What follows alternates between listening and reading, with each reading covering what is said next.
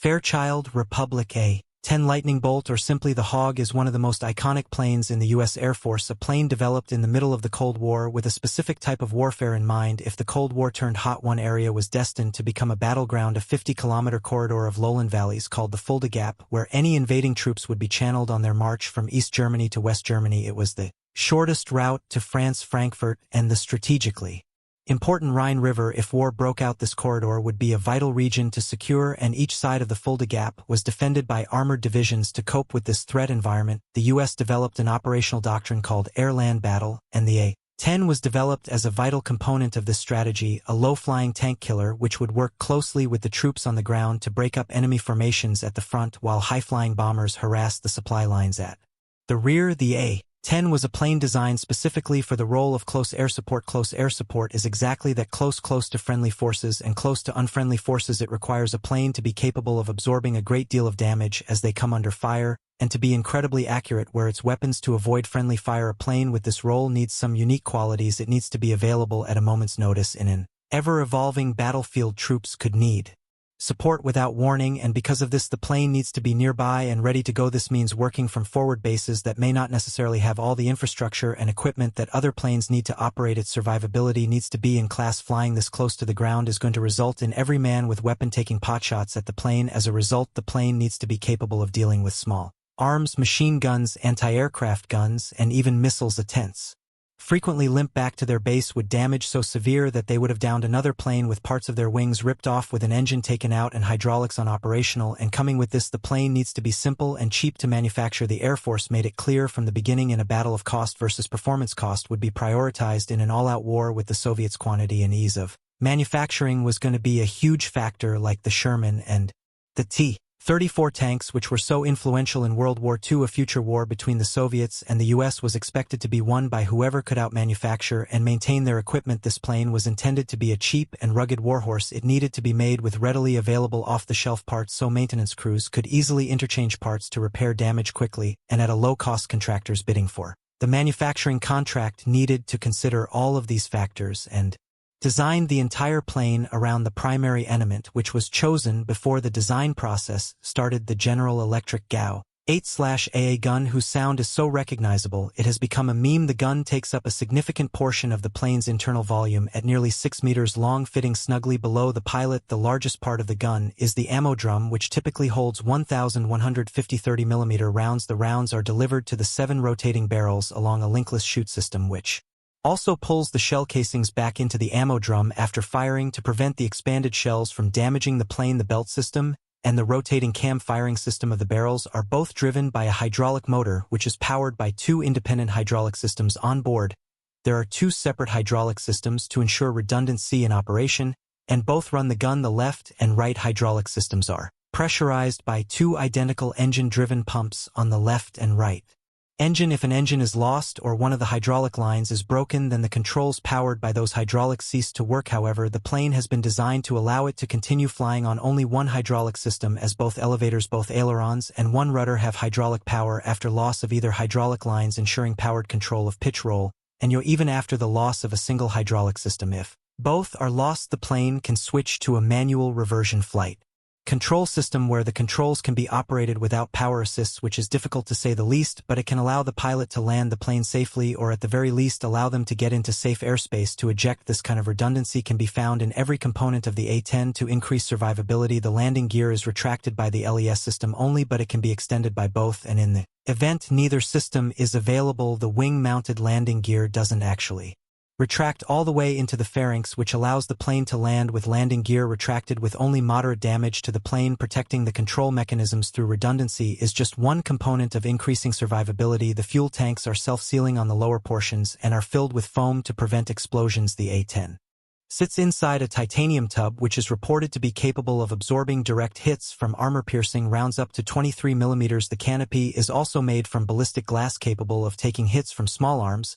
But this isn't the type of plane to be flying upside down over the battlefield. This is more for shrapnel from anti-aircraft fire and missiles. The A-10 also carries more chaff and flares than any U.S. Air Legacy fighter. Chaff is radar reflective material, which confuses radar-controlled missiles, while flares confuse heat-seeking missiles. With 4 dispensers located in the landing gear pods and another 4 on the outer wingtips for a total of 16 across both wings, which can be triggered automatically by radar and laser detection systems on the nose and wingtips of the plane or simply fired manually by the pilot. One of the most striking features of the A-10 is its strange engine placement and tail configuration, and this too was a design feature to thwart enemies with heat-seeking missiles. The engines and tail were arranged like this to mask the infrared signature of the hot exhaust of the plane, which could be used to lock onto the plane by IR missiles on the ground. The tail would look more at home on a World War II bomber, which were designed to be stable. Stability was an important part of the A-10's design. The large vertical stabilizers helped keep the plane on target as it fires its insanely powerful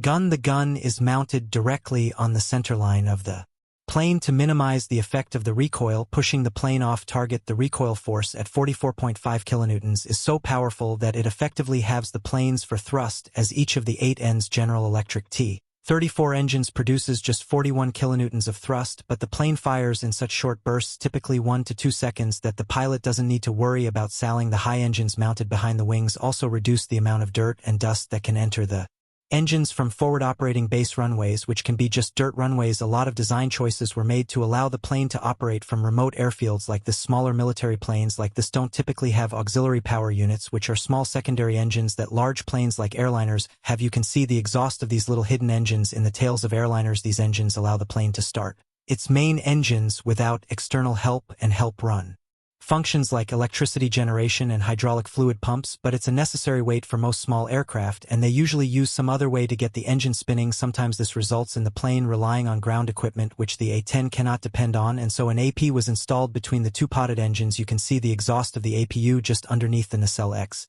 Here, some of the most interesting design challenges arose from the sheer power of the aircraft's gun.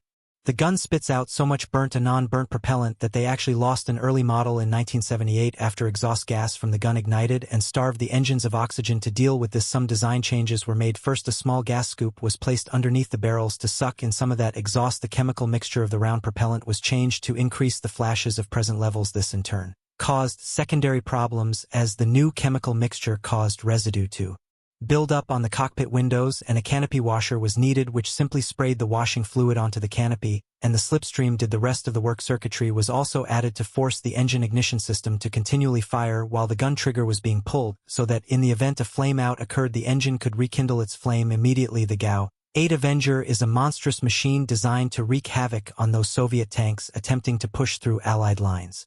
To do this, they need heavy armor-piercing rounds. The rounds are truly massive at 30 millimeters, and sprinkled throughout these rounds are rounds made of aluminium with a depleted uranium core. Uranium is insanely dense at 19.1 g/cm. Lead in comparison is 11.3 grams per centimeter cubed, and iron is 7.9. This density gives the round more kinetic energy for armor-piercing. The depleted uranium also ablates material in a way that self-sharpens the projector, while tungsten, which is slightly denser than uranium, tends to mushroom out and dulls itself upon impact. There is currently 700,000 metric tons of depleted uranium stored as uranium hexafluoride in huge storage cylinders across America, costing uranium enrichment facilities a great amount in maintenance. They are simply delighted when someone gets it off their hands and fires it at high speed into a country thousands of miles away. It's a cheap and freely available resource and has the perfect material properties for armor-piercing, but the efficacy of using depleted uranium is obviously not good. Many war-torn regions have blamed its use for elevated cases of cancer. The A-10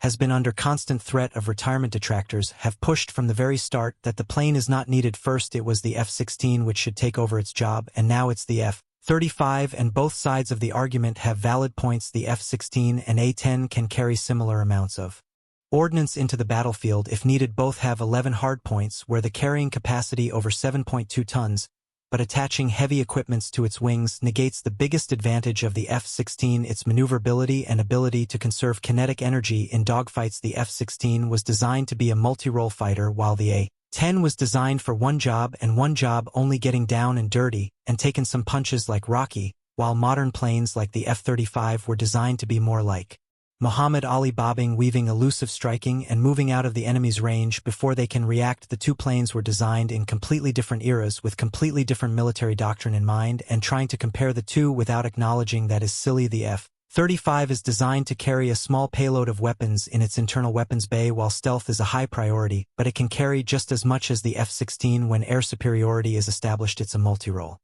fighter designed for the modern battlefield, ultimately the A-10 found a role in wars like Iraq and Afghanistan, where the threat level and sophistication of enemy weaponry was relatively low, like the battles expected in the Folder Gap in the 1980s. The A-10 persists today because it excels in its role as a close air support vehicle, and its low cost of running compared to other military planes has kept it competitive, allowing us to be in the vanguard for military operations today. He plane the infantry can see coming over the horizon like Gandalf arriving into Helm's Deep to lift the siege. It's become an iconic aircraft among the soldiers on the ground. A bond has formed between us and the infantry it protects, but just as the A-10 was created in preparation for an anticipated next-generation war, the F-35 was created with future wars in mind, where the threat environment will be so dense that simply being able to take a punch won't save us. The nature of close air support has continually evolved over the past century. In World War II, tactical air forces were created specifically for providing close air support to the troops landing in Normandy. On D-Day, range for these fighters was a major tactical issue,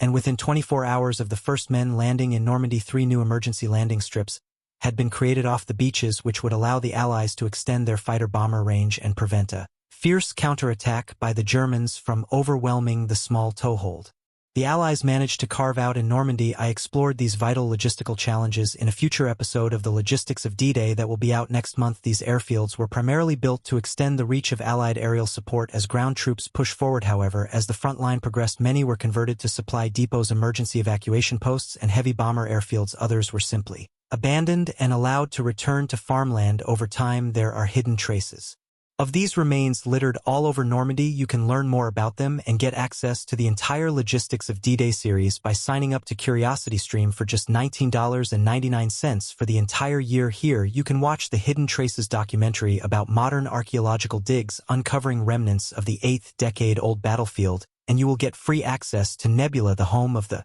Logistics of D-Day series, and many more original series from some of YouTube's best educational creators.